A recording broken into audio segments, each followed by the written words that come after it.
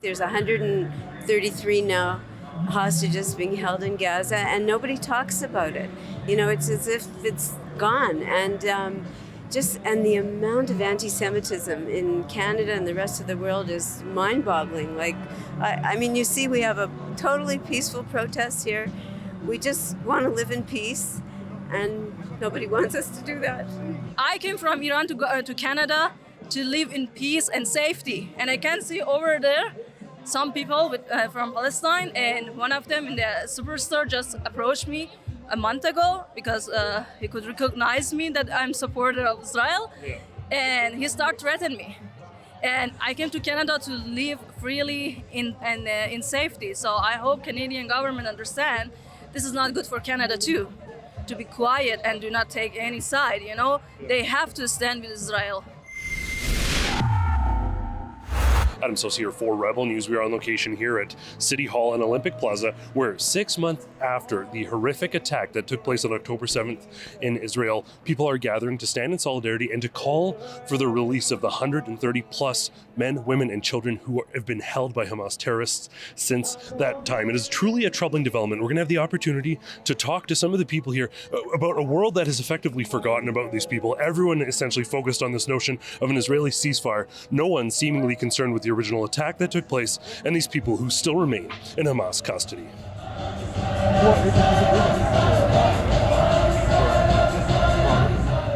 Very happy to be joined now by Ray Parody. We interviewed you a little while back. You took to the streets with a sort of visual representation of what some of the folks that went through the horrific attacks on October 7th may have endured. You're gathered here once again today, sort of commemorating the 6-month day and sort of calling for the release of hostages who are still being held. I want to talk about that, but first I just want to ask you, you see the government of Canada, governments around the world, people effectively crying out for a ceasefire, but they seem to have forgotten who started this conflict and the fact that there are still hostages being held. Why is that? Well, I mean, we're Jews, and nobody seems to really care too much when it's Jews being attacked. If it was, like you said earlier, kids in a mine somewhere, nobody would be shut up about it for the last 6 months. But because we're Israeli and because we're Jews, we're an easy target. Nobody cares. The situation is horrible. We already know that a few of them are already dead. Some of them been murdered by Hamas. We know for a fact from testimonies that the women there are being molested daily. We know that some of the women actually came back pregnant. It's been 6 months since it happened. Can you imagine what would happen if those women would actually have a baby there? It's unbearable. It's something that we cannot comprehend. This needs to happen. They need to go home. They need to have medical care right now. Recently, I know I saw something from Biden saying we want a ceasefire without mentioning the 130 captives, and it's something that really hurts me. And I'm not too sure why, but I think there's a lot of pressure being put on these politicians, and I think they're folding to that pressure. You just came to me sort of sharing some troubling testimony about something that you heard. If you could just share with us what happened. Yeah, a young Caucasian kid with his face covered leaned into one of the Jewish families here and said, quote, "I'm glad your kids were kidnapped." You know, I'm not quite sure what planet we're on when we make those kind of remarks. I realize it's a divisive, hot issue right now, but to lean in to a Jewish family who may very well have their children kidnapped or their daughter murdered, and to lean in to say something like that, it astounded me. It threw me off. That we're at that level of. Did they come from across the street from the protest? No, they were walking towards the protest, okay. And he knew exactly what he laughed and just to have that type of level of bitterness and hatred, and to lean into a Jewish family and say that it's pretty astounding that we're at that level. All over the South, we saw all the devastation at the different kibbutzim. We went to the site of the music festival. We met a gentleman named Rami who actually personally saved 750 kids the day of the music festival in a pickup truck all by himself. Wow. He went back and forth. Kids were texting him their locations, and he just kept going back and forth. He had no weapon, nothing on him, but he knew the area, did all the back roads, and kids just piled into his truck.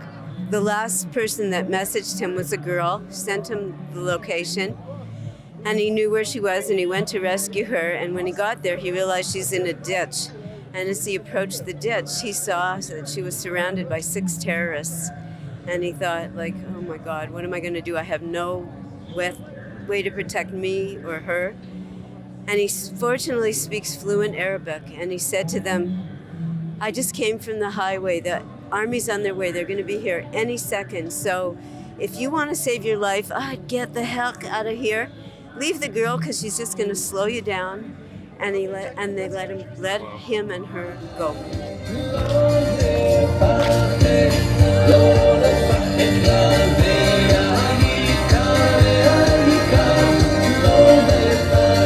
So we have got the Iranian flag with the Persian Iranian flag, sort of pre-Muslim control over the entire area. If you can just talk about what has motivated you to come out and to fly this flag at this event. Yeah, the motivate is just to prove that Iranians are against the regime of Iran. So it's been 45 years that the people of Iran are fighting against the regime of Iran. And we want to send our message to Israeli people that we stand with you and we support you. And we know that the regime of Iran support Hamas, and this is kind of the shame for us.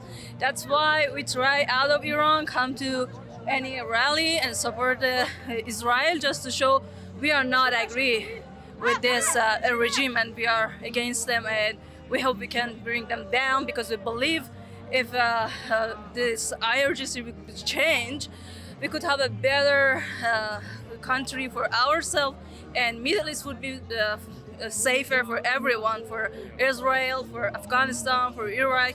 So I just try to be here to send a message that we love Israel, and we are now agree with this government, and I'm here just to show our support. Well, you know, a lot of people are suffering. My family's in Israel. A lot of people here, their families in Israel. Also, the Palestinians are suffering. And for me, it's very simple. The cause and the problem is Hamas, is the Palestinian leaders. I don't understand the other side. I don't see why there's an argument about this. Like, Israel should exist. If the Palestinians wanted a state or something like that, they could already have it many times. And even now, if they declare it, they'll have it. The reason they don't declare it is, as far as my understanding, is that they don't want a state, they want it all. Only during a propaganda era, you can claim that the victim is the villain. And that's exactly what we are witnessing right now. I mean, in the end of the day, it was the Jewish state that was attacked. They have chosen to do a terrorist act against the Jewish state. And instead of the whole world say, hey, they have a right to live in peace, they have a right to protect their borders, no, they're turning against them because, Adam, we know what this whole thing is all about. This is a hostility towards Judeo-Christian values. We see it in our beloved Canada, we see it around the world. There is this hostile, evil, wicked sentiment that people of faith must be taken down. I mean, look at me. I am the most persecuted Canadian in the history of this country. Almost now 400 tickets. Every week I get a ticket from Gondek for feeding the poor. Every single week, almost, I get officers snapping pictures and ticketing me. This has nothing to do with anything else except I am a Christian, I represent my God, and they hate it. That's what the whole thing is all about. Don't kid yourself. Jewish people represent God. Jewish people, Jewish state represents the impossible. The smallest, the sliver of land standing against a massive, hostile, evil, wicked entity, the whole Arab, Muslim nations that surround them, and they hate it. They hate, and just like they hate me, how come a little man can stand against the most powerful people in the land and survive? That idea they hate.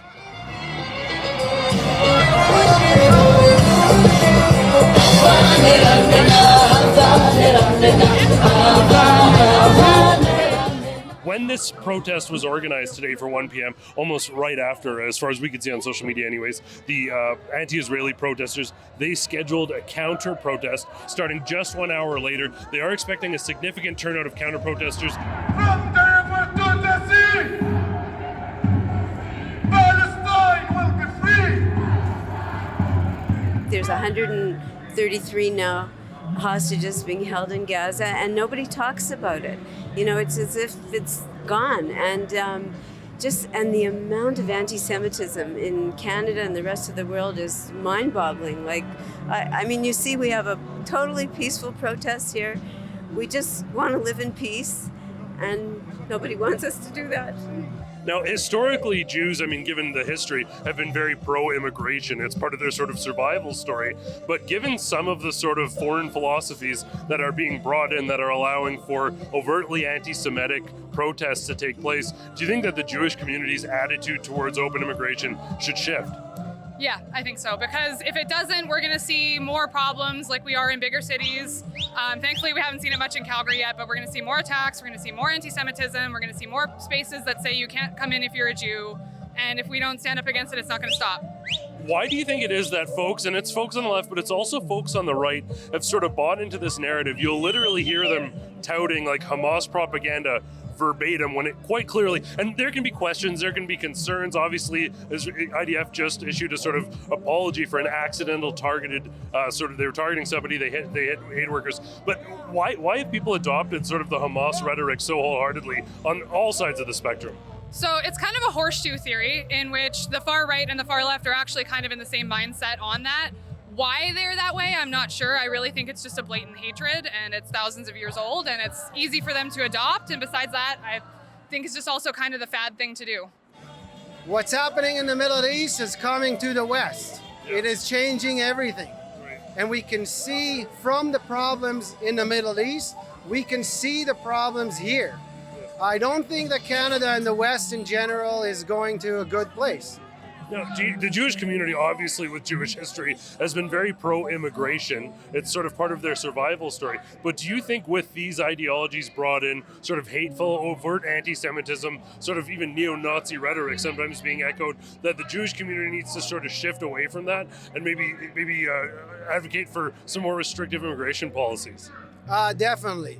I think this is also me as I immigrate to Canada. What I see, I didn't do it, but I see that a lot of people, what they do is they come to a new place and then they try to reach out for something familiar. So to a group of people from their own, if I'm an Israeli, I'll try to look for Israelis.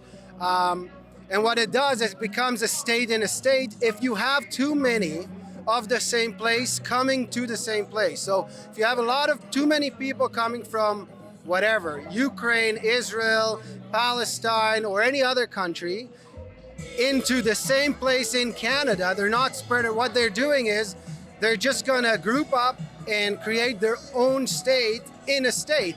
And to me, it's ridiculous to come from a place that is bad to a place that is good and try to change it to the place that you ran from. Right. It doesn't make any sense. And how hard is it to be someone from the Middle East to take that stand? Because there is a lot of hostility towards Israel, but to be standing in solidarity, is that hard? I imagine it takes some courage. Yeah, so many people just scared about that because for sure I receive many threats, especially from the regime talks, because they think, okay, if one Iranian go out and show that Iranians supporting Israel and they stand with Israel, it can be motivate others to join them, and that's kind of the shame for the government of Iran. So I don't afraid, I don't scare. It should be the end. If we just want to live with the fear, nothing's gonna change. So it's time to go out and very loudly talk about what we believe and what we want and where we stand. I think it's not just Iranian. Even people of the Palestine, it's good for them if even they support Israel and stand against the Hamas because of the children, if they care about the children. Because how long they are fighting for nothing, And if they really care about the safety in their land, in their homes, much better just help this story to be end. If they believe this is gonna end one day with what they want, they are totally wrong. And what I can see is just something like they don't want to accept the reality. They don't want to care about their children. They share hates through the children, and that's not nice. That's not good. And I hope just everyone come and stand with Israel, especially Canadian government, because I came from Iran to Canada to live in peace and safety. And I can see over there some people from Palestine, and one of them in the superstore just approached me a month ago because he could recognize me that I'm supporter of Israel, and he started threatening me. And I came to Canada to live freely in safety. So I hope Canadian government understand this is not good for Canada too, to be quiet and do not take any side. They have to stand with Israel. What's your sort of ideal situation here? Obviously, to some extent, everyone wants peace. Certainly on this side, that's the message we've heard universally. But how does that happen? Is it releasing the hostages? Is it Hamas being torn down entirely? What has to happen for peace to occur in the Middle East? I think there's two things that need to occur, and peace can happen right away. And I think the Hamas needs to release all the hostages and put down all their arms and surrender. And there needs to be a full surrender with the hostages. I think that's the only way. Unfortunately, I think right now it's war that needs to happen, because the destruction of Hamas until they put down those arms and release the hostages is what needs to happen. I would like Hamas to give up and to let the hostages go and for them to leave Gaza. We had a ceasefire on October 6th, and Gaza's been in control of Hamas has been in control of Gaza since, I don't know how many years, 16, 17 years. And we can see what they built there. And I've seen interviews with Gazans who are just disgusted with what's happening in Gaza by Hamas. They want Hamas gone, but they're so afraid to speak. People have tunnels in the bottoms of their houses because they had no choice. We know that our protests are obviously not going to be they're not going to go, oh, Calgary protested, we're going to release the hostages. But if we can raise awareness here and get people to realize this is what's happening and that's what's going on and Hamas needs to be eradicated, because if they're not, West is next, then the most people we can educate, the best, basically. Both of the protests and demonstrations seem to be wrapping up here with people taking their flags home. The event went off without incident, fortunately. And we're going to continue to follow this story as these protests continue to unfold right across the country. For all that coverage, tune in at deporthamas.com. And as always, I want to thank you so much for tuning in. For Rebel News, I'm Adam Soos. Well, when we arrived to cover this protest, we found these Rebel News designed deporthamas.com signs. They aren't actually ours. We didn't bring them here, but it's great to see that this campaign is being supported by this local community. What we're quite simply calling for here is non-Canadian citizens who are participating in hate rallies and calling for the eradication of Israel. Well, they are abusing their privileges as people visiting this country, and it is absolutely time that they be deported. So sign our petition if you would agree at deporthamas.com.